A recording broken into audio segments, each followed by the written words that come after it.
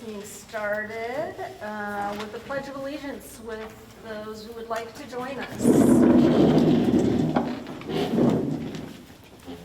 I pledge allegiance to the flag of the United States of America, to the republic for which it stands, one nation, under God, indivisible, with liberty and justice for all.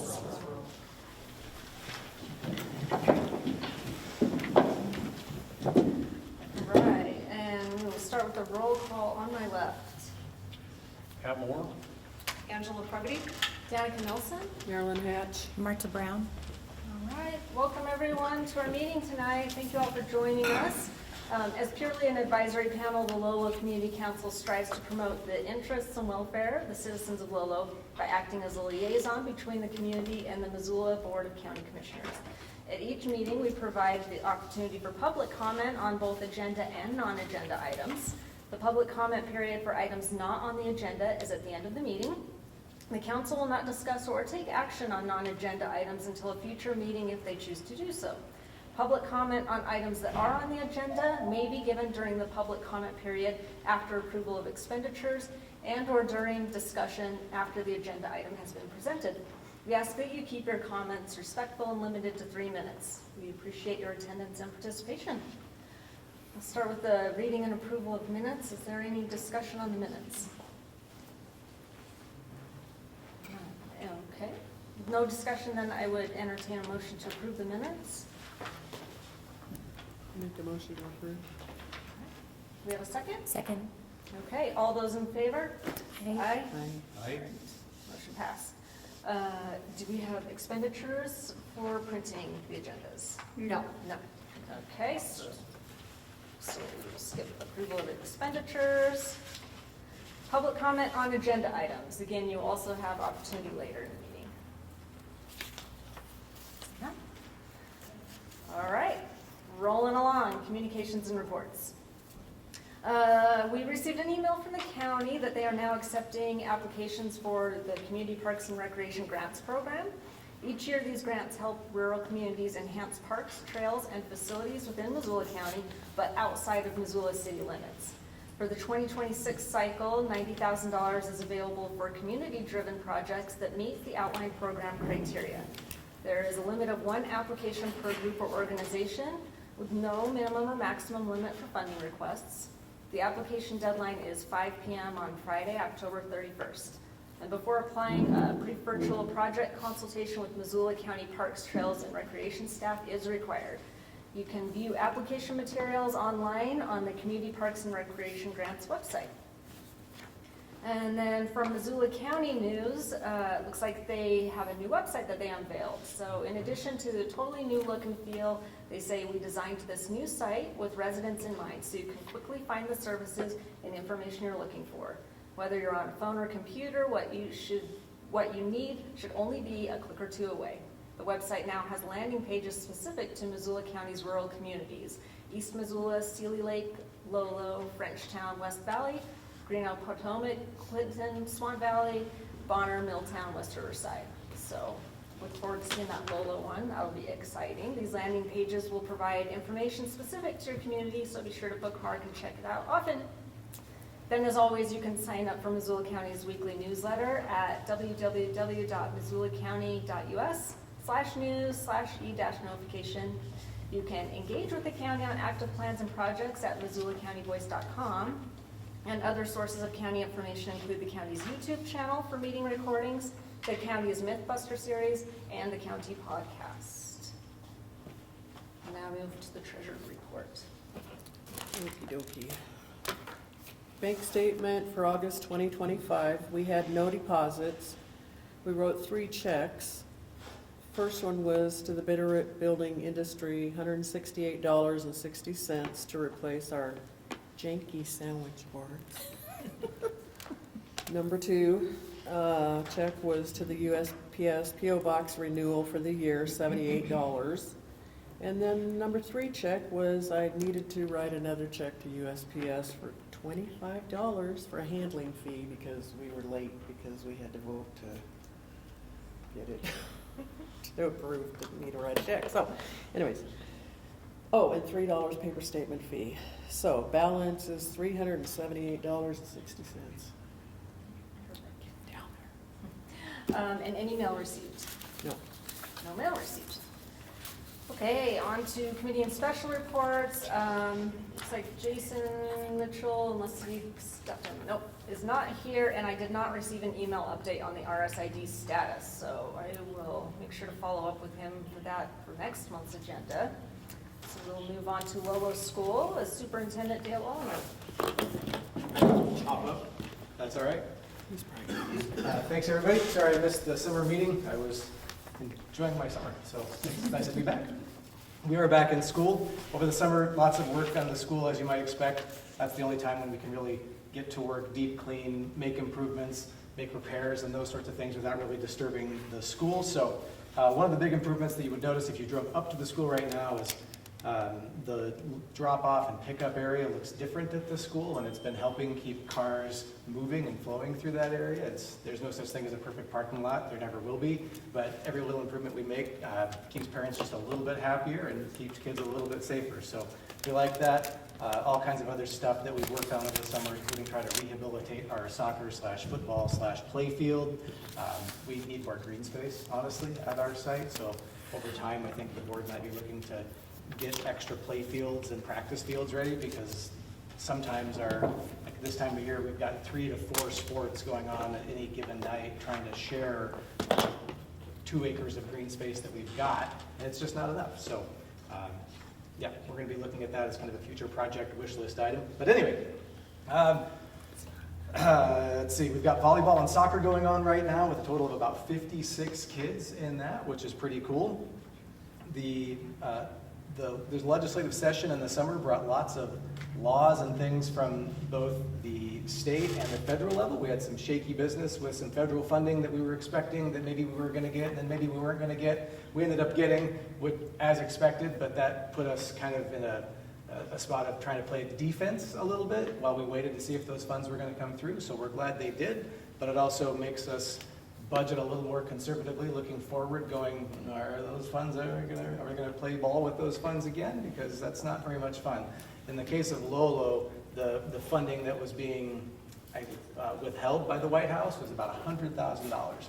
That is not small change when you're talking about positions and services that funding was expected to provide. So it will provide those services this year in our title program, but if we ever don't get those funds, it's going to change what we're able to offer kids. That's not something that the local school budget can just absorb. And we're a pretty small school, so you look at a much larger district, and that can have a huge impact on what they do. With that, last couple things I want to mention here, besides we've got fall field trips coming up and more sports coming into the early winter, late fall. But we also have 3 statutory days of recognition that we have to provide exercises for. We have Citizenship Day, which is also called Constitution Day. We have Freedom Week, which this is new this year, came out of this most recent legislative session. And we also have American Indian Heritage Day. So our teachers will be doing commemorative exercises on all 3 of those days. They stack September pretty full. So we've got a lot of extra things to squeeze in there. But glad to stand for questions. Wanted to keep my report fairly short tonight because I know you've got other things on the agenda. Can I answer any questions about Lolo School for anybody? Then I won't. Okay, thank you. Okay, next up, we have Missoula Rural Fire Department with Deputy Chief Corey Horsens. Thanks. I'm going to follow Dale's suit and go to this side this evening. For those of you who don't know me, I'm Corey Horsens. I'm the Deputy Fire Chief of the Missoula Rural Fire District. We have 5 stations around the city of Missoula, one of which happens to be right next door here in Lolo. Last month, or August of 2025, we saw about a 16% decrease in our call volume as compared to August of the previous year, which is a good thing. We ran 48 calls out of the Lolo station. Interestingly, year to date, we're actually up about 12% over where we were at the end of August last year. We just broke 400 calls out of the Lolo station. Although our call volume was down a little bit, the acuity was up. We had 3 significant events here in the Lolo community in August, one of which was a wildfire over on Pertile Lane, kind of down by the river, that started on private property, spread to some adjacent private property as well as some public property. That was contained to about a half an acre by our crews. They did a great job. There was also a structure fire toward the end of Mormon Creek Road. That fire was well involved by the time our first engine arrived. It was obviously a total loss by the time our first engine got there. Unfortunately, the family's dog passed away, but fortunately, everyone did get out of the house safely, and the crews were able to keep it from spreading to the forest land, which was immediately behind that property. So, although it was tragic that those folks lost their house and a family pet, we're very grateful that the crew was able to stop the fire and not have it turn into a significant wildland event as well, which was definitely a real threat where that house was situated. And then finally, just recently, the barbershop had an attic fire on Tyler Way here. So the crew spent about 2 hours there going through that. I believe was determined to be electrical in nature, but was able to keep that from turning into a full-blown structure fire. So our crews have been busy. We continue to have an engine deployed to California. They're on their 6th roll down there. We call a roll every 2 weeks. We call that a roll. So they're on their 12th week in California supporting the wildland firefighter efforts in that state. We've also been supporting the state, the DNRC, with a severity engine. All the while our crews have been backstaffing those vacant positions locally. So our folks have been very busy, and it's been a busy summer. Just wanted to remind folks that it is still extremely dry out there. I'm happy to see the cooler temperatures and a little bit of moisture in the forecast, but it is still very dry. So please just continue to exercise a great deal of caution when recreating outside. Just a reminder that open burning is still closed until March. So if you have something to burn, hold off until spring to do that. And I'll have a little more update on that when it gets closer to open burning season. But if there's any questions, I'm happy to answer them either in this forum, or you're welcome to reach out to us at the Missoula Rural Fire District. We're happy to answer any questions anybody might have now. All right, thanks. Thank you. All right, and now we're on to Woodman School with Principal John Moore.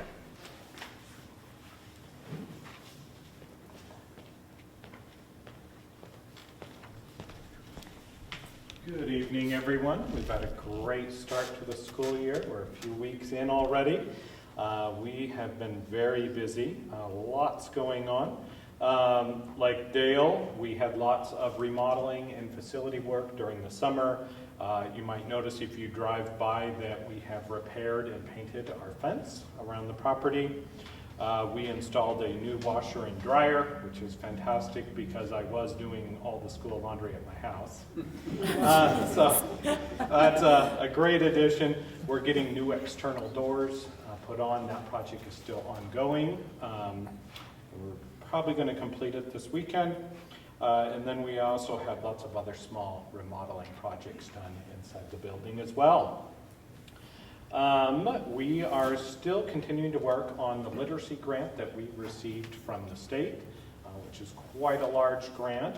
We have brought in an outside company to do the instructional facilitation and mentoring and coaching for the teachers, and purchasing supplemental reading materials, and really making a more robust reading and ELA program. So we're excited to be participating in that.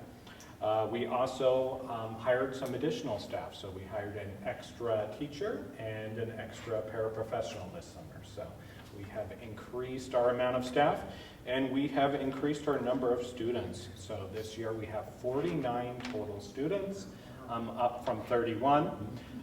We do have 2 new programs that we added. We added a 3-year-old preschool, so we've got really tiny 3-year-olds. And then we have a remote learning option. So we have some students that are learning at home completely remotely.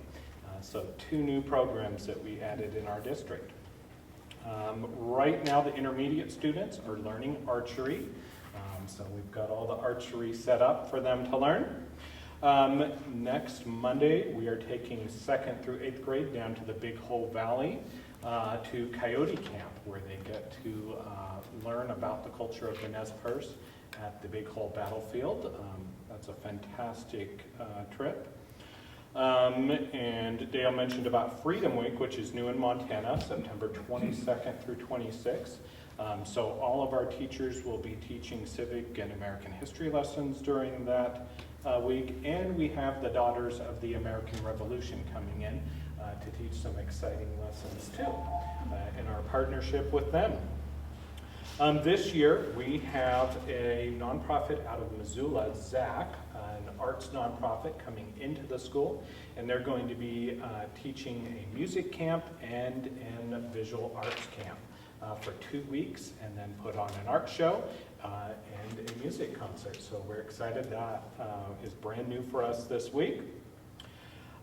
We received a grant to again have Missoula Children's Theater come in to the school and do a performance, and that will be in April. We are also planning upcoming trips to the Pumpkin Patch, and we will be starting probably next month our swimming lessons. So all the students take swimming lessons. I am continuing to work with the Missoula Sheriff's Office on bus safety and the Montana Highway Patrol. So you may see police vehicles following our school bus up Highway 12. That's to make sure that nobody is running the stop sign. So we have increased patrols during our busing times. We have not heard from the Attorney General about adding cameras to the bus. That's an ongoing conversation between myself and the Sheriff's Department with the Attorney General's office, and we are still awaiting an answer from them. So yeah, been lots going on. If anyone has any questions, I'd be happy to answer them. Where do the swimming lessons take place? They take place in Missoula, so we bus all the students into Currents, which is an indoor pool, kind of important to have it inside when the weather gets not so great. Thank you. Yes. Well, thank you, everyone. Thank you. Okay, and on to general development and transportation. Looks like for the Bell Tower subdivision, which is the old Lolo school out here, the planning board recommended approval of the Bell Tower PUD subdivision, subject to conditions of approval at its August 19th meeting. The Board of County Commissioners will discuss this at their public hearing on Thursday, September 11th at 2 p.m. if anyone wants to provide additional comments for that. Where's that going to be?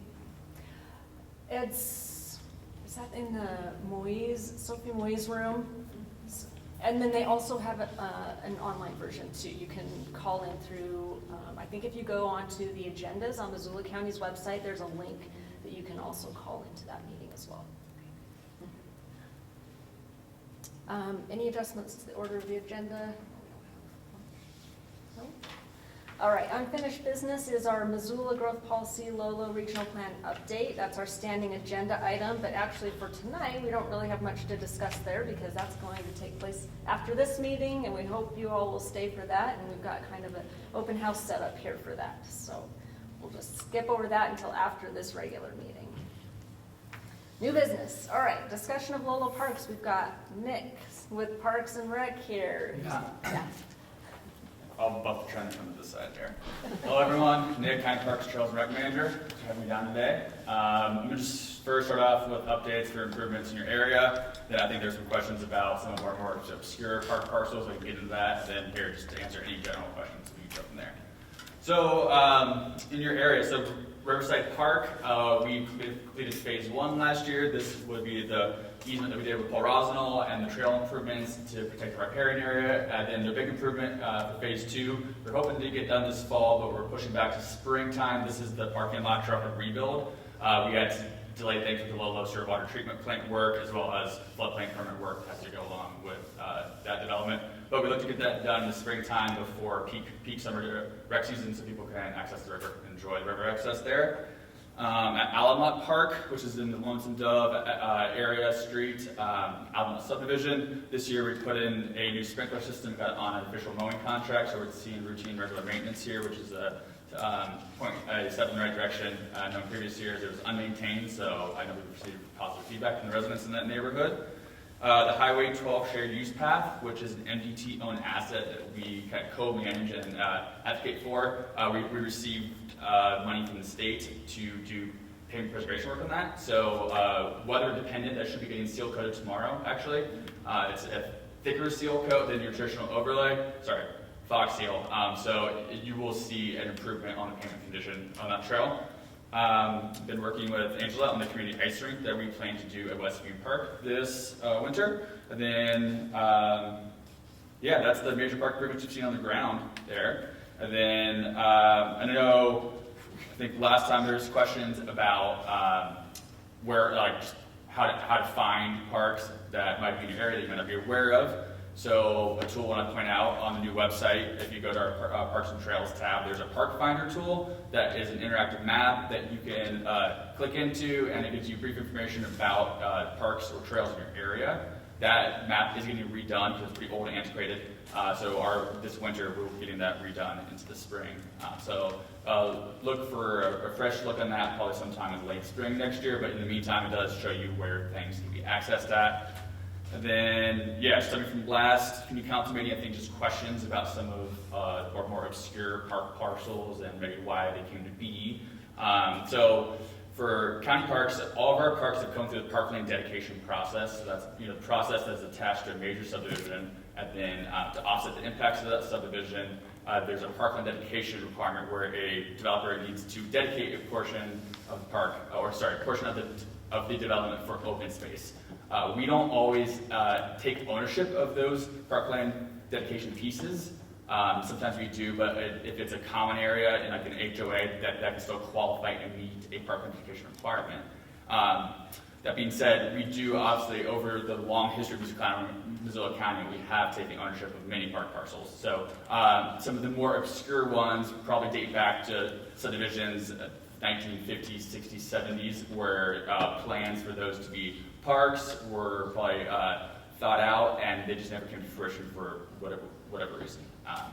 We also have a bunch of parcels in our park inventory that are more, we call them conservation parks. They have an ecological value, so not necessarily your traditional park that's going to have playground equipment and trails. These are might be protecting a riparian habitat, bird habitat, just various ecological values. So there's different types of parks as well. And then we also have linear greenways and strips. Those are usually used as access points to other parks or through connections to neighborhoods. Sometimes those are paved, sometimes those are unimproved, but there's essentially just public access strips to get you from point A to point B. So it's kind of similar like the big history there. And I don't know if that hit on kind of the points of the questions last time, but definitely here to answer any more questions or. Yeah. Will you be here as we look at those maps to kind of point some of those out? Because some that came up were like we call them pocket parks. Yeah, totally. Lolo has quite a few of those, and that's a design park that is now considered like non-conforming and untraditional because it doesn't front on public streets, and we wouldn't accept that nowadays. So it is like kind of an antiquated design, which does lead to like issues where a lot of people don't know that these parks are there because they do have those linear access strips, and that's the only frontage they have on a public street. But yeah, the Park Finder tool, and then we can look at the map here too and try to point some of those out for sure. I think that would be helpful if you would stick for the end. Mm-hmm. Perfect. For some of those that are designated conservation, is that listed on the Park Finder tool that's the purpose of it? It's not, but we're going to on our new park map because that definitely has led to some confusion with that. It is listed on our master parks plan. There's a large inventory. Sorry, it's fly. This is me. There's a large inventory of our parks there that are all categorized by different park types. But that is one thing we're going to do in our new Park Finder tool is label those parks accordingly. And then for some of those that maybe, as you said, never came to fruition as far as development, is that something that has the potential, if the community wanted to do something with it, maybe they apply for one of these recreation grants or something like that? Are those a potential opportunity? Definitely on certain sites there are. We would take in consideration like current staff capacity, proximity to other parks that are developed, and then other places that we have on the horizon in the area. But I would say we're always looking to improve our parks. Just probably the timing needs to be right to make sure that we have staff capacity to support any on-the-ground improvement. Because While a lot of projects are volunteer-led, it always will kind of revert back to more work on staff, so we're just very cognizant of balancing that workload. But yes, it's definitely still an option. And if somebody in the community wanted to do that, what's the best process? I think it's best to start with the email conversation or a phone conversation with county park staff, and then really it's a site-by-site, case-by-case basis. So we kind of just roll with what we're working with the time of year, whether that's weather depending, whether we have a formal or informal group more mobilized, kind of just take it into all those considerations. But really just chat with us, and we'll kind of go from there. Community, any other questions for Nick? Yeah, hey, are you gonna talk about the bell tower property after the meeting? I wasn't going to, but I mean, I'm here. So that is a private development, and they have a parkland dedication requirement as part of it. So we have worked with them on that portion of it, and we have agreed to take on that parkland because in our master parks plan, there's been a long-standing objective to create a Lolo hillside trail network. As you may or may not know, the county owns a lot of county parkland all throughout the Lolo hillside with various social trails. But really the opportunity of the Lolo school side hill back there that will become a county park is that we will be able to create a formal trail network that will go from the valley floor to the top of the hill, weaving in and out of county parks and county right-of-way.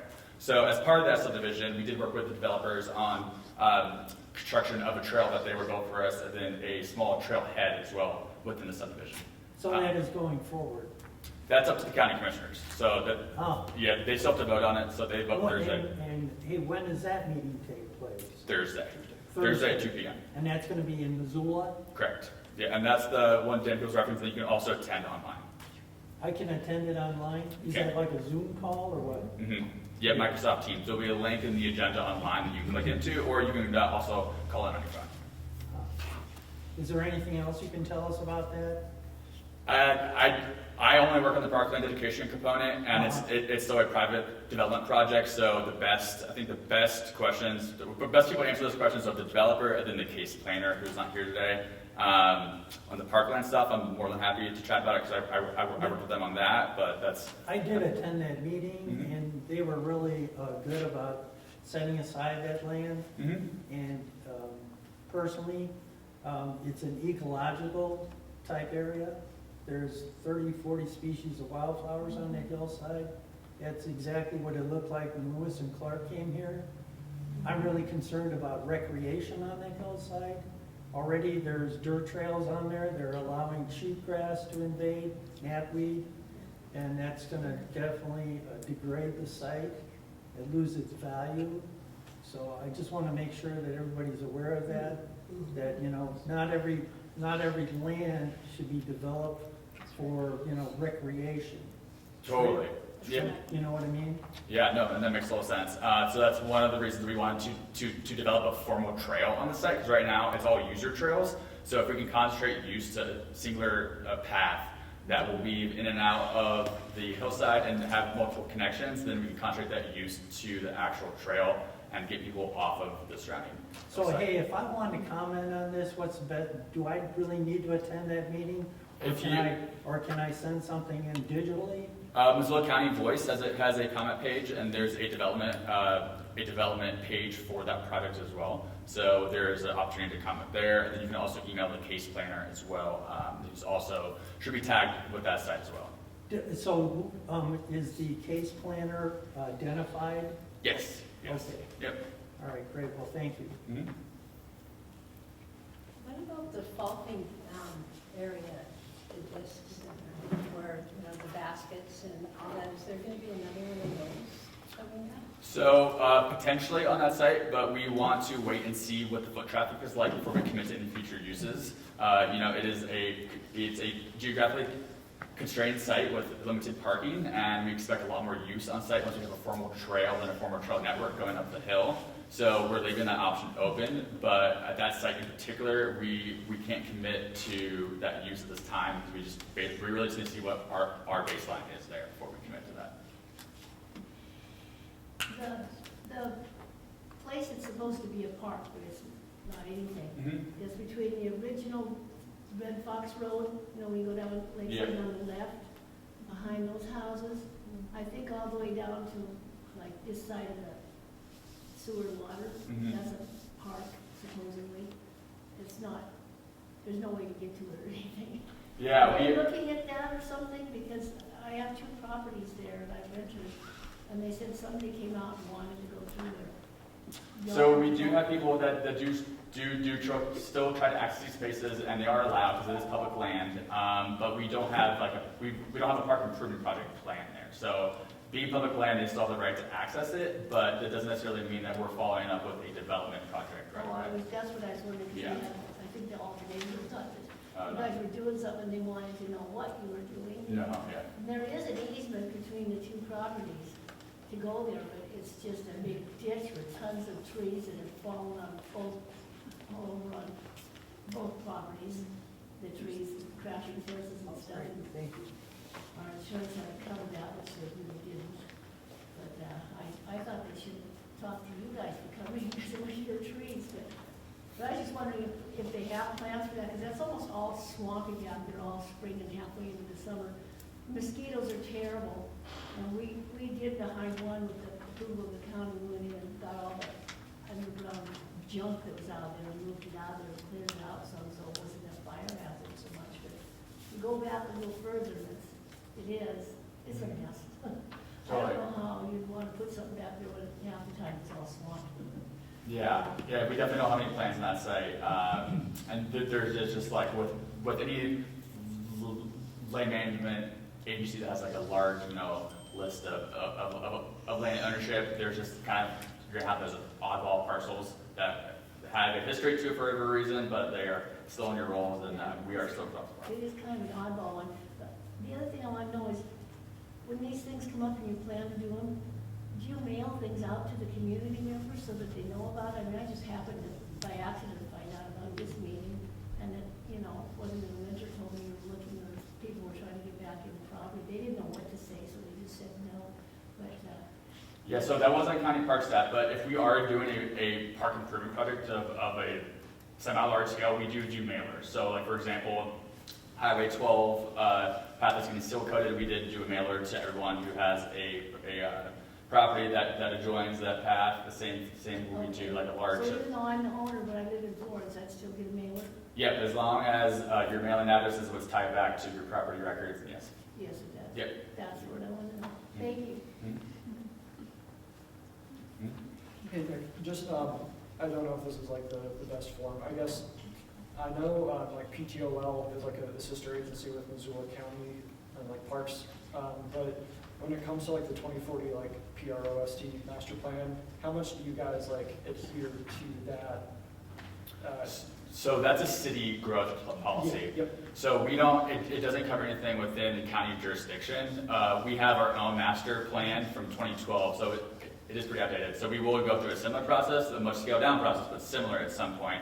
But if anything, we just learn from things that the city park staff has gleaned from their survey, because there is some similarities between obviously our park system and there. There's also a lot of differences too. Just the county is a much different place than the city, so there's only so much we can take from their process. But we do, one thing that we have that they've done, which has been really helpful, is do an analysis of all of our sports fields, our baseball fields, softball fields, and figure out where we're deficient, where we have excess number, and so that will help us when we get to our parks plan. That data is already there. We'll be doing it in the nearest future where it will still be relevant. Gotcha. I guess I probably wouldn't be doing my due diligence. I've been bombarding you via email. I'm sorry. It's all good. But yeah, just really kind of wanted to advocate for disc golf. I don't want to beat the dead horse here. But like last time I presented here, it seemed to be pretty well received with like our members in attendance and our board. And I understand their staffing concerns, but I have about 3 different volunteer organizations who I think would be willing to help, and that includes budget and labor. And so I really just want to do everything that I can advocate for the folks that are here to get our community another active space. And it's not the exact same thing that Dale said, but we have pretty limited places to do sports that aren't more the passive style. So I'm sure I will pick your brain later, but just wanted to. No, totally. And we agree we want more active recreation spaces. With the Lolo School in particular, we just feel that it's less about the cost and labor and more about the site usage and impact. So it's much easier for us to add a use later than it is to take it away. So we're just trying to go with a measured approach to make sure that we don't overcommit on what one particular site can handle. So with that being said, I know I've been working with Matt Droutman on other possible park opportunities here in Lolo and also back in town as well. So I think there's definitely a continued discussion with the Frisbee Community County Parks. I know City Parks is also very, very intrigued as well. So I think we just need to continue those conversations. And it's also not off the table for Lolo School site if the commissioners approve it. We just need to wait and see kind of what those baseline usage is at that site before we kind of think about like expanding the presence of recreation there. Sure, yeah, and we can, I'm sure we'll take that offline. So I did talk to some people about the area you were asking for, and some remarks that came back to me was like 16 acres is the number of property up there. That's a pretty big ask to just be, for fun and games and stuff, tax-free, and parking. And I think you did mention that in your, yes. You said there's going to be not very much room for parking in that area. So, sorry, am I allowed to? Sure. Okay, so would it be easier for everyone if I? Okay. Hi, Tyler. So regarding that, I'm not asking for the entire 16 acres to be dedicated to disc golf at all. Trail systems and disc golf have coexisted here, and they've coexisted around Missoula County for the better part of 30 years. All I'm advocating for is that we essentially plan with this trail system and a disc golf course in mind and the ecological side in mind. That way we are reducing user conflict and just getting something that we literally had, right? The school had that, just back. I don't want to take over the entire park. I just want to get people in the park using different ways, different user groups. And like I said, there's a disc golf club in Missoula. There's a disc golf nonprofit based out of Missoula, and I've also talked to like a Bitterroot-based disc golf club, and those folks would be willing to help with cost and with labor. So it's not tax-free. It's not anything. It's not free. It'd be a lot of work on our end. And one thing I'm trying to model this off of is we have a very similar resource in Missoula in the South Hills, where it is attached to a trail system, and that trail system is heavily used by the people that live there. Like, as a resident of Lolo, I'm not driving to that spot to go hike. If you live in Hamilton, it's not a really destination spot. It's just something that a community can access.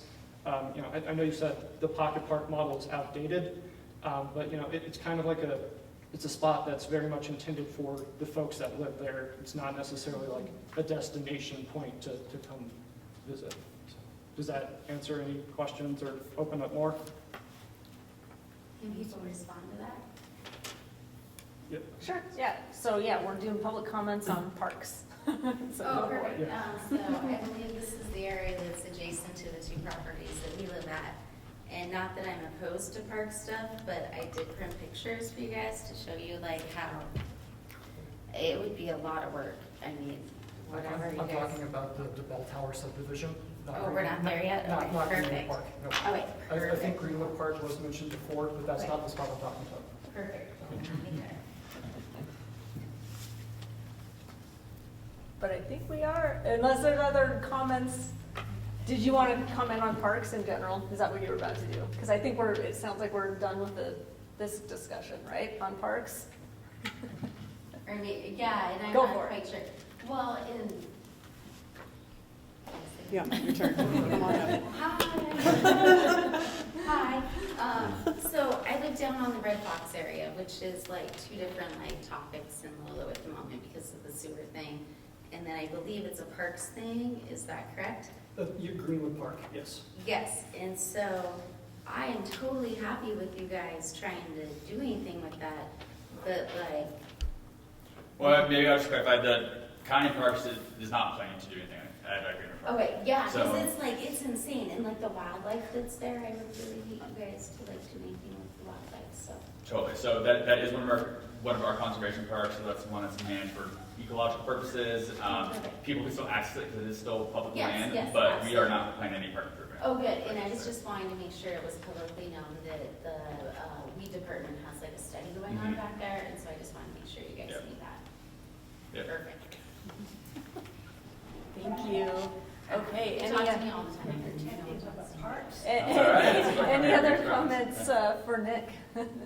Or questions, I guess? Comments, questions? Thank you. All right.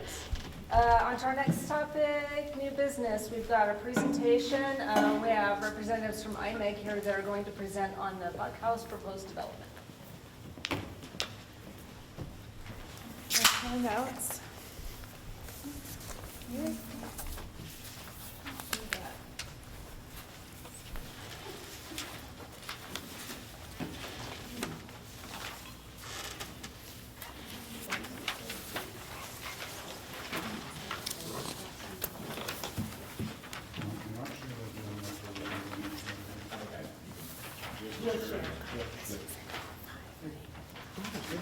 Brief summary and brief depending upon your perspective.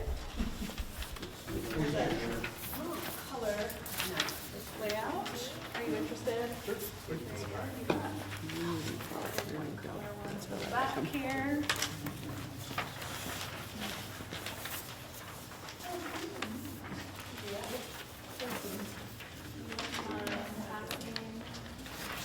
Brief flyer out.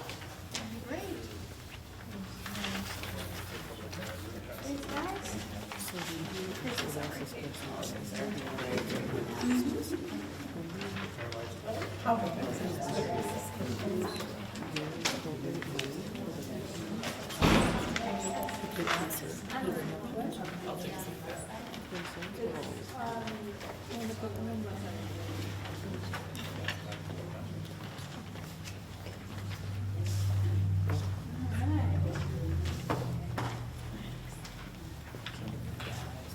Hey everyone, thanks for your time. What you have for handouts, that 11 by 17 color-coded proposed zoning exhibit is a mirror image of this white 24 by 36 up here. So we'll be referencing that exhibit on and off throughout the hopefully brief presentation for everybody. I'm Tamara Ross with IMAG. This is Mark Elion. He wears many hats in our engineering firm. Today he has the hat of professional engineer, maybe, and I'm a land use planner. We also have Joe Dennert chimed in on Teams, who's a land use planner as well. So we are here to present a property proposal. This is Buckhouse Bridge here. This is 83 acres. Everybody probably sees this site on their daily commute if you were to do that into Missoula. The core of this discussion is surrounding a shop condo development on about 10% of the property. So your proposed exhibit, that is going to be this rough 9 acres here in the center. Access onto Highway 93 will also be a core discussion topic. Introducing a possible parking location along this proposed OR zone here. It's roughly 11 acres. And the last components that we do have to touch on is existing and proposed zoning. So thank you for your patience in advance. So the 4 topics I'm about to say is, where are we in the review process? Number 2 is the existing and proposed zoning. Number 3 is, what are we looking to construct? Number 4, where are we? Who's commented? Who have we talked to so far? So number 1, where are we in the review process? We're in the very early stages. We have noticed a 100-foot buffer from the property boundary here to adjacent property owners. We have a mailbox location. You'll see it on your commute if you do that, roughly in this location that contains surveys and the flyer summary in your hands. We have not submitted a formal application to the county for the proposed project site. This is very similar to the Lolo School project, which you all are very familiar with, that did have a growth policy amendment process baked into the proposed subdivision development you guys talked about earlier. If this project were to be supported by the county and various agencies from today, our application would be supported in roughly 2 to 3 years. And then we would have to go through a rezone process, which is the 11 by 17 or this exhibit here, which is another year or 2, and then go through construction permits if that were to occur and everything goes 100% as the landowner desires. So it's about 4 to 5 years from today. So you are at the very start of the public input process. And again, we have not applied for any applications. So the site is currently zoned ZD 39. That's a zoning district from 78, I believe. So this is all one zoning right now. It is residentially zoned to allow up to 83 dwelling units. That's 1 unit per acre. There are also some other allowable uses such as schools, playgrounds and parks, community hall, home occupation, and churches. So that old zoning code allows for those uses and up to 83 acres. There's very limited setback restrictions and environmental constraints or considerations. The new zoning on your 11 by 17 allows for a commercial center, which is the 8 acres here in the middle, also in red on your colored exhibits. Resource and open lands, which is adjacent to the highway and adjacent to the Bitterroot River. And then 2 agricultural zones, and that's ag working and ag reserve, which is the bulk majority of the property here, as well as some ag kind of buffering between these 2 uses. All right, component number 3. What are we looking to construct? So the landowner is hopeful to construct a shop condo unit cluster on 10% of the total acreage. That shop condo unit desired, I guess, like user, typically that we've seen in other cities is folks who have larger boats, campers, maybe it's a small contractor who wants to store some commercial bulk products. Those types of end users may find the shop condo units desirable. There are no sewer or water hookups in these units proposed. The site is very limited in that regard, mostly due to Category 3 landfill materials in the soil.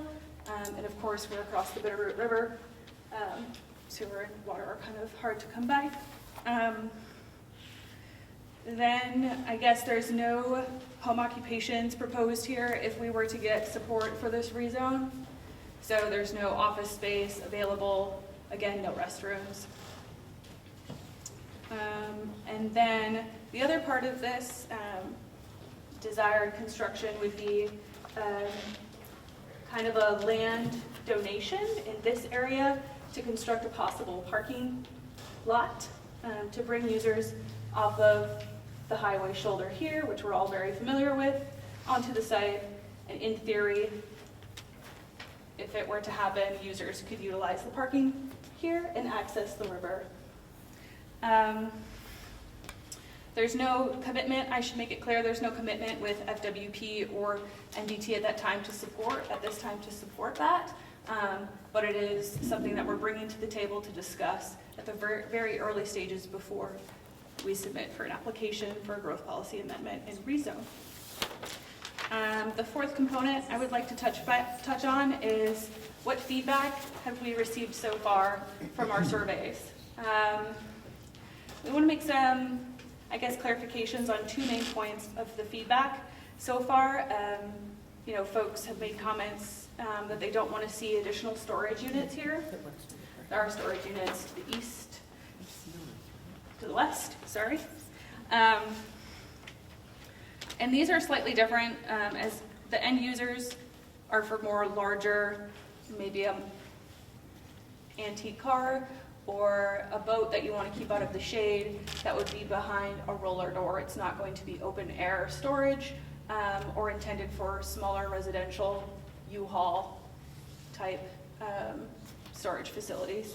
So they are slightly different. It would be the only one in the area of its type, and so that's a public benefit in our eyes, or in the landowner's eyes, to provide to the community. And the second thing I wanted to touch on before I hand the baton to Mark is a lot of folks have concerns about the riparian area and floodplain line here. This is called out as a special flood hazard area on your maps. It is called out that way as a flood zone X.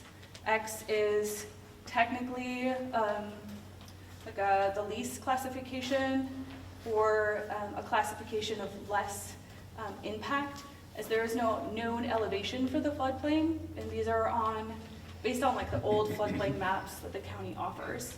So we are required to show that line until the new floodplain maps are updated, which is up and coming, and they've put a lot of effort in updating those. Basically, no part of the property is in the floodplain based on survey elevations and the new maps, and we will update our exhibit once that's kind of monumented and the maps are issued to the public. So I think those are the main talking points I wanted to touch on. Sorry for my nerves, but that's why Mark's here. Dotted lines, the proposed white, were you saying, or road? The blue dotted lines? No, that's floodplain. So we'll have a full question and answer here, and my presentation will be brief. So I'm Mark Blunt. I live in Lolo. I drive by here, every Saturday, Sunday. We see the cars stacked along US 93 is kind of a hazardous situation. So the developer really is looking for the best use of this place. How do we preserve the ag?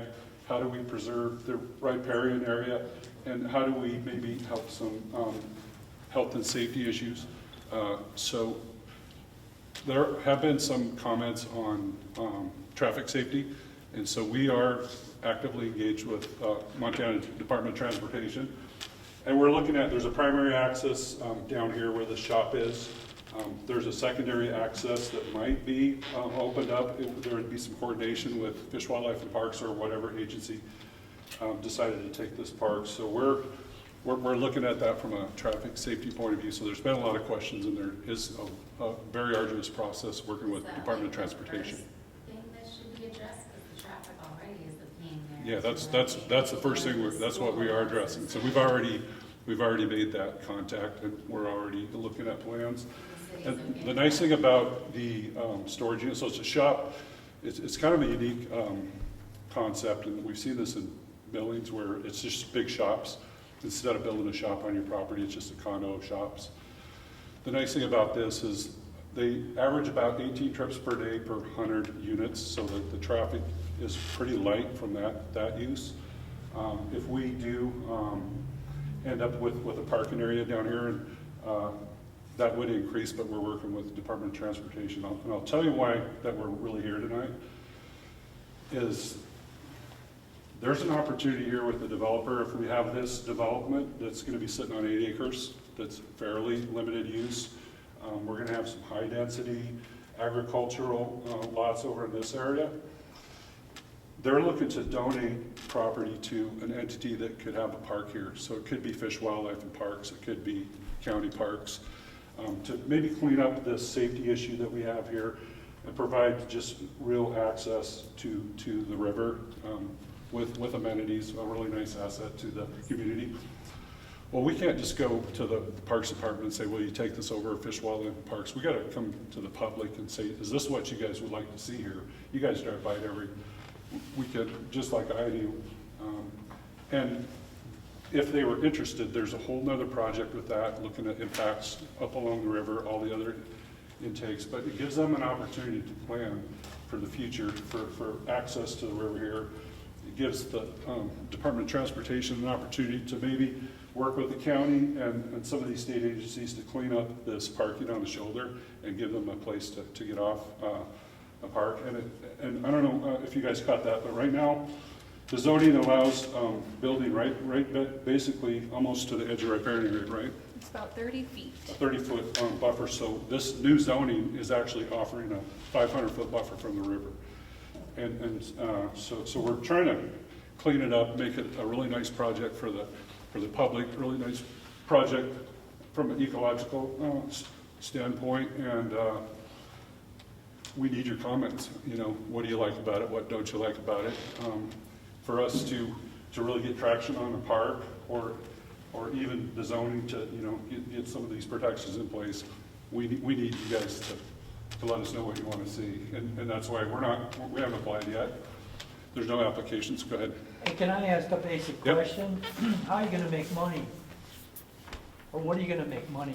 How are you gonna make money with the design you're just showing us right now? Yeah. And then number two is, how is it, is there an easement there to allow people to go to the river right now? No. So you're just allowing that to happen?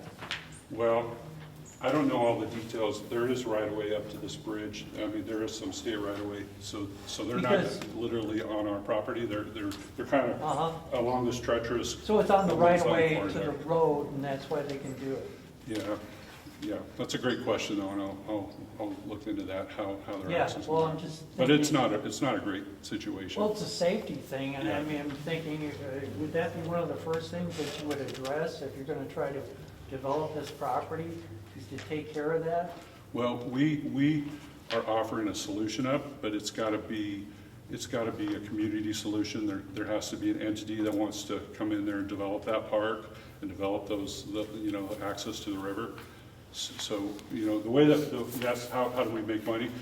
There's a pro forma done on this, and with this 8-acre development, it supports the funding that they need to make for the best use of the property, and also allows them to donate a 5-acre piece for access to the river. So it's kind of a win-win-win for them. This is what they're offering up.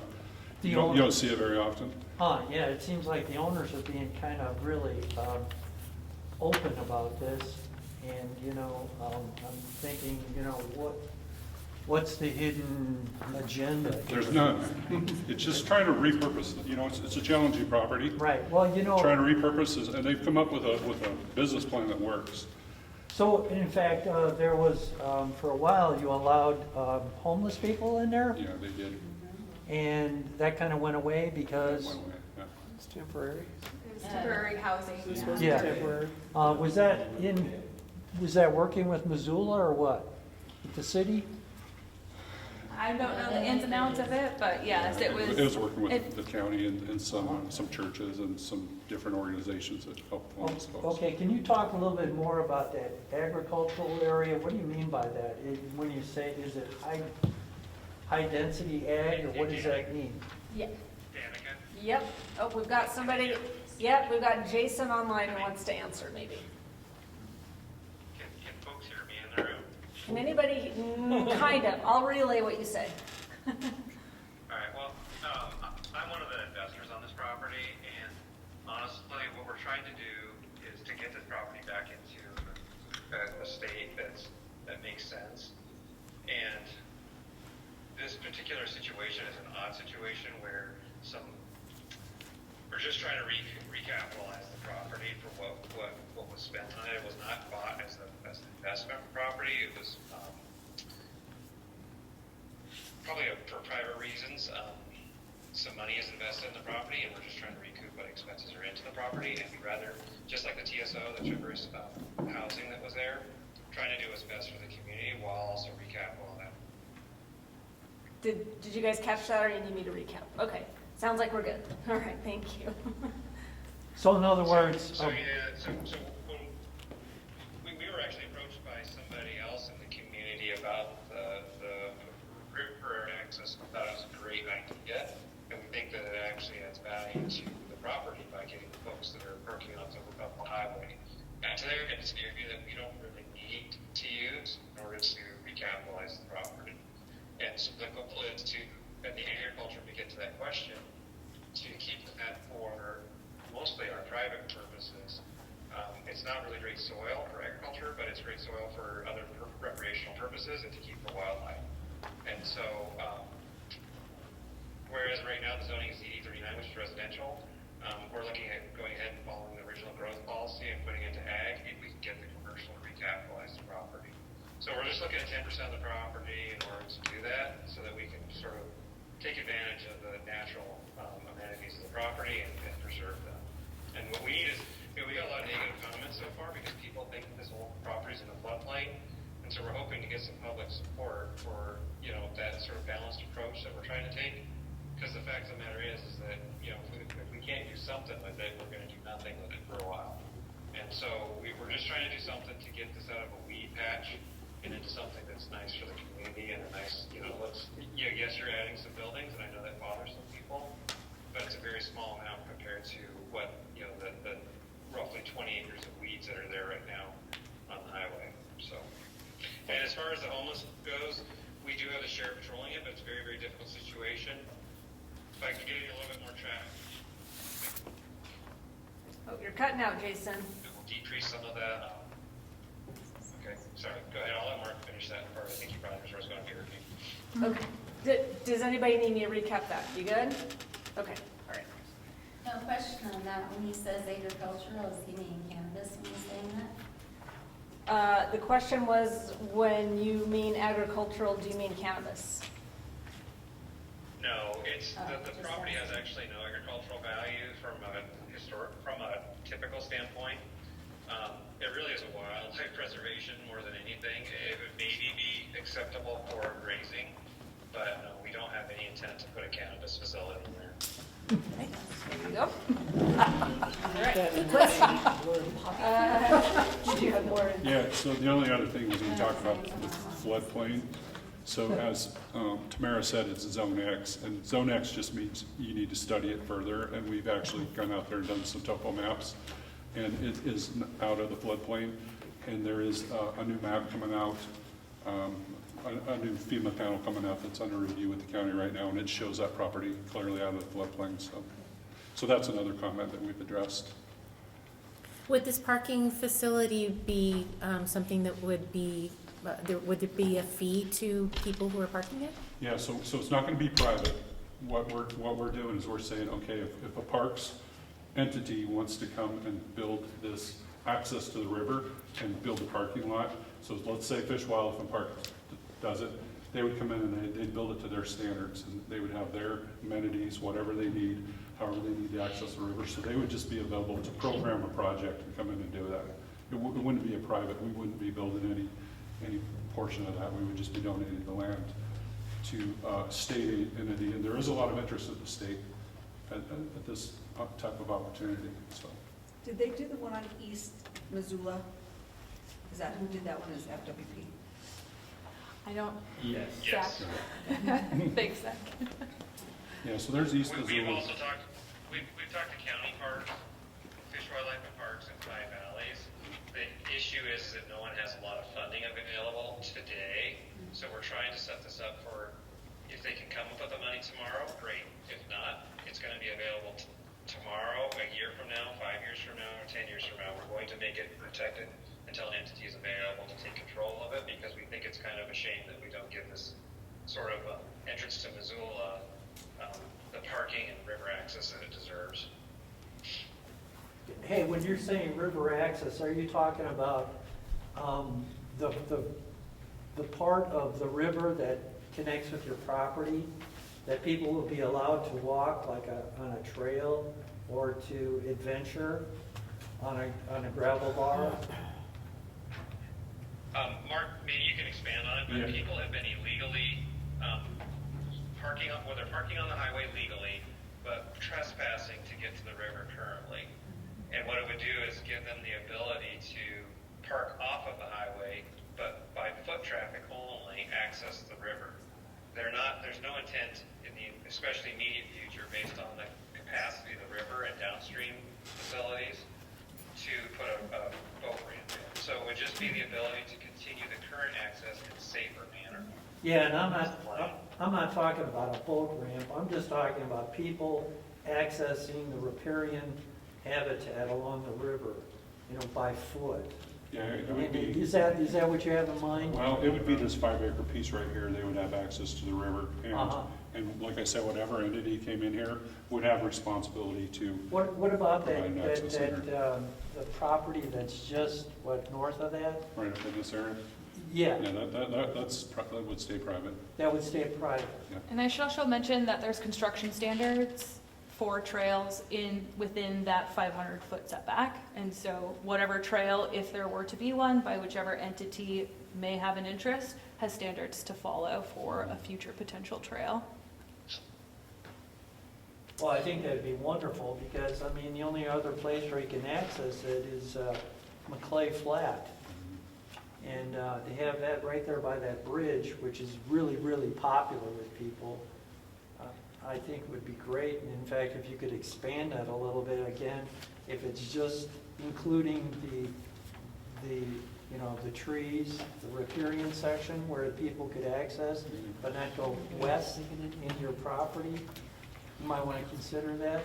Yeah, so we gave you a comment list, one of those handouts. Yeah. Yep. And we really would love for you to put your thoughts on paper. We'd love everybody in this room to give us comments, because that's really what the county needs to hear. It's what Fish Wildlife Parks need to hear. It's what MDT needs to hear. And that's really the main purpose we're here, is just to see what the interest is. And if there is a nice interest in something like this, it doesn't happen without some public input, public will. And is this, I believe I saw this is also on Missoula County Voice as well. You guys are asking for public comment there as well? Until October 1st, yes. And then there's going to be a virtual option for a neighborhood meeting on Teams, which is available on Missoula County Voice. And then there's going to be another in-person meeting in the Butterfly House, or near the Butterfly House in town, September 22nd at 7 p.m., which is also You guys mail that available. stuff to people? We have extras that we'll leave here for you, absolutely. Or, yeah, you're welcome to come pick one up at the next in-house meeting. I'm sorry, what's October 1st? October 1st is the end of the public comment period that we're trying to wrap up. But, of course, if anything trickles in after that, we're more than willing to incorporate them into our That application. access you have there, is that going to be on all year thing? The river access you have there, is Yeah, that going to be an all year thing? It would really be up to whoever manages it. So let's say Fish, Wildlife, and Parks comes in. Because and right park. now, the cars are parked there only during the summer months because they're swimming in the river. Yeah, But if this goes in there, it's there all year long, then you have traffic all year long there. yeah, that's a great question. I think that's something we'll document. Yeah, absolutely. Will it be public funded then? It's public funded? It would need to be a public entity that puts this, programs this project. Public funded, public entity, but you don't know who the entity is? Well, it's likely a state entity. There's multiple agencies that can manage a park like this. How And would we know that information? Just who's We haven't doing even applied for our application, and even if we apply for the application, we're only asking for a growth policy amendment and a rezone. So that? But who's we? we, as in we and the developer. So IMAG represents the landowner who you just heard on But we the. don't know who the entity is though? no, we're just creating an opportunity for All right. the state. The state's very interested. Oh, go ahead, Jason. Hey, Danica? Yeah. So you're Yep. asking us to So, vote for something and be on Just so something? everybody Hang on knows, one we sec. have approached, They're not at all. can you hear me all right? Yeah, hang on one second. Hang on one second. Okay, go ahead, Jason. We've approached Fish, Wildlife, and Parks, Five Valleys, and the county, and it really is a challenge to do that, to get an entity to do that. So what we decided is to come up with an approach where we would preserve that area until somebody's available.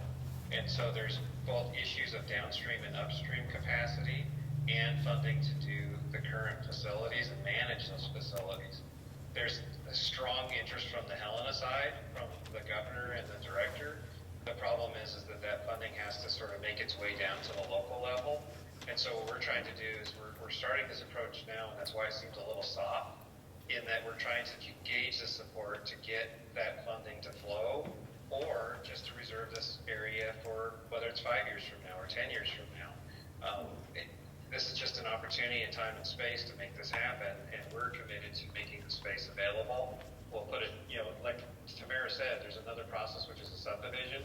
If we're able to get to that point, which means we have to get this rezoning done and then get to subdivision, that parcel will be created with a deed restriction that it means it will only be available for parking when there's an entity ready to take it over. So we're committed to that, and that's what we're ready to do. Thank you, Excellent. Jason. Thank you, sir.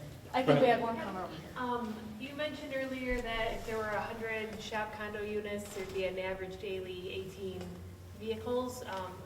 are they planning on 100 units or more, or do they even know at this point? I'm not sure of the exact unit count. We have basically the proposed uses ironed out, and there are many allowed uses within each of these zones. And so right now the proposed use is the commercial condo. There's a general layout that we've toyed around with internally, but there's nothing solid at this point. You bet. Do you have a basic idea what those units are gonna look like? I mean, because you've got that storage unit to the west of you that's uglier than hell. Yeah. And so, you know, if you're gonna do something there, can't you make it look, put trees in or something to negate that? That's a great question, and there is going to be a landscape buffer, a berm landscape buffer in between the right-of-way and the development, so it'll be screened to a degree, and it will be nice-looking shop buildings. I mean, it won't look like your typical storage unit. It'll be a little bit more partitioned than that, but it'll just be, you know, nice-looking buildings. Go ahead, Tyler.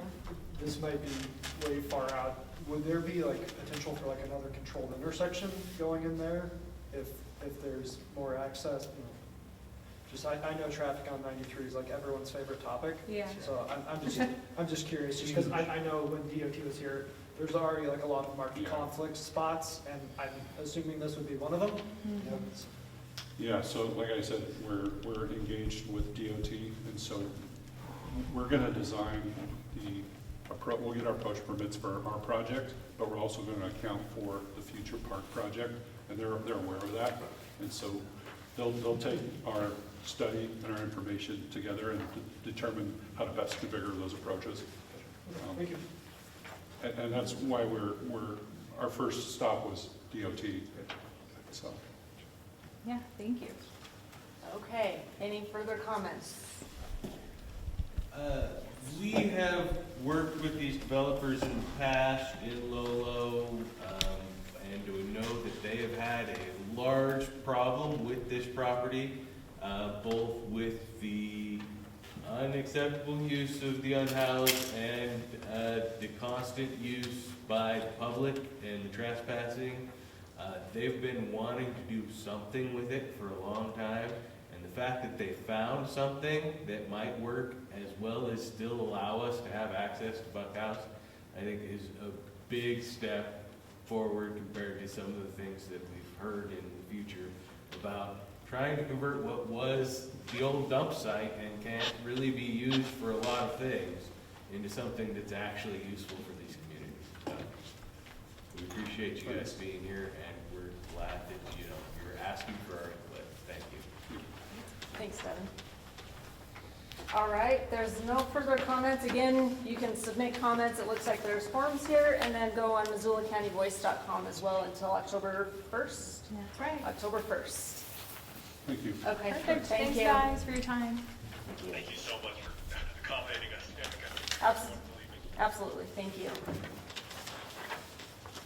All right, now I've got to get back to my agenda here. Okay, public comments on items not on the agenda. Devin first and then Mark. Devin Jackson, we just came from the Lolo Watershed Group meeting at the brewery this evening. There is obviously a lot of discussion about the chronic dewatering of Lolo Creek and our water issues. At that meeting, the Lolo Watershed Group discussed the creation of a future drought response plan for the Lolo Watershed area, and they're going to discuss that at their next meeting next week. It sounds like it's a good idea and something we're going to need to do to get all of the various parties on board, because all of us do have an impact on that creek, and all of us need that water flowing for our economy to thrive. So keep an eye out on Lolo Watershed Group, and know that there might be some information coming forward in the future about drought responses. Thanks. Thank you. There's some irrigation upstream, but really what's happening there is the bedrock is cracked, and so once it gets past the highway, the water seeps into the aquifer. So while the irrigation upstream is part of the problem, one of the wells in Lolo draws from the aquifer, and so that's part of the problem. All of us with our own wells are part of the problem.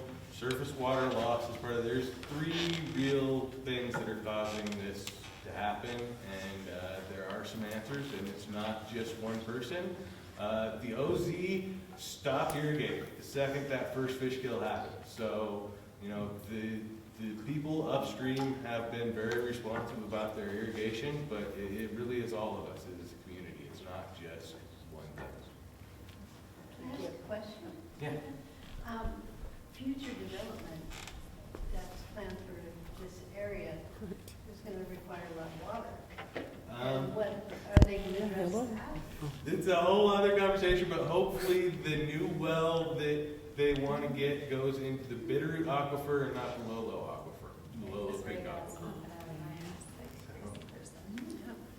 Hopefully we'll have Jason next week with his RSID report, so maybe you can give a little bit more information. Or sorry, next month. Thank you. Yeah, not next week. Not next week. Go ahead, Mark. Thank you. For those that I haven't met, I'm Mark Fain, and I represent House District 89, which includes the Lolo area in the Montana legislature. And you probably have thought a lot about our favorite topic, and that's property taxes. And I just want to make a couple comments about property tax. During the legislative session, I carried one of 2 bills that were proposed to deal mainly with the property tax situation. One came from the governor's task force, and then one came from the Democratic caucus. The last day of the legislative session, we actually had some meetings. 4 of us sat in a room and we hammered out a compromise. And the one thing I would say is it was really a pleasure to be able to do some bipartisan work in this day and age when there's so much divisiveness. It's not a perfect animal, but I want to talk a little bit about what came out of it. So if you have a house right now that's valued at less than $1.5 million, your property tax rate has been 1.35%. The compromise that we came up with was beginning with the notices of reappraisal that you received in August, and then your tax bill that will come in October. We've put in a progressive tax schedule, similar to what you'd see with income tax, where the lesser value is taxed at a lesser rate and it escalates. So what you see on your current assessment notice, instead of being taxed at 1.35%, the first $400,000 of your home's value is taxed at only 0.76%, so about a 40% reduction. Then the increment from 400,000 up to 1.5 million will be taxed at 1.1%, which is still less than the previous 1.35%. So when you got your appraisal notice, you may have noticed your home's value probably continued to increase. My appraisal notice, my home went up another 45% from 2023 to 2025. Kind of a ridiculous climate we're in right now. But if you look on your notice, down in the bottom right-hand notice, it lists your taxable value. That's not your tax bill, but it's the number against which the mills will be applied. And even though my property went up 45%, my taxable value actually went down for this year, which means there's potential to see some tax savings. If your home is a median price home or less, which is probably under $580,000 in Missoula County, you should see actually a reduction in your property taxes. The other thing I wanted to mention tonight, though, is there's a property tax rebate available. And I hope if you have been a resident in your home for 7 more months of the 2024 tax year, you've applied. We had a revenue interim committee meeting yesterday in Helena, and I learned that 181,000 properties have already submitted their application for the rebate. 97% of those have already been approved. But that means there are still about 55,000 properties that have not yet requested the rebate that are likely eligible. So if you haven't done so, go to the Montana Department of Revenue website. They say it takes about 4.5 minutes to complete the form, and you get your $400 in the mail. So I would encourage you to do that. And if you have any questions about property tax, I'll be around for a few minutes afterwards. Be happy to talk with you. I actually have a comment too. Just like I got the taxable to me too. My home value went up, and I was like, ugh. And then I looked at the taxable value. I'm like, my taxable value got cut in half. Yeah. There you go. So we don't know how many mills will be levied yet. That's being determined right now in each taxing jurisdiction. But the vast majority of people in Missoula County will see a reduction in property taxes. Thank you. There is another way to also do that. Department of Revenue off Palmer. Nice lady up there in the office will help you, and it'll take about 4 minutes. Yeah, you can And do you don't have to do all if you don't have internet access or if you're just nervous about the tech. But the response time for Department of Revenue to process that and get you your rebate is going to be a little bit longer. So, Well, she told me it'd be about a month, so I'm going to get it any day. And if you have your last year's taxes, you'll have all the information on it to fill it out online. It's really, you don't have to look anything up. You'll just have all the numbers that they're asking for and information. Okay, any other public comment on items not on the agenda? All right. With that then, I would entertain a motion to adjourn so that we can move on to our open house. So moved.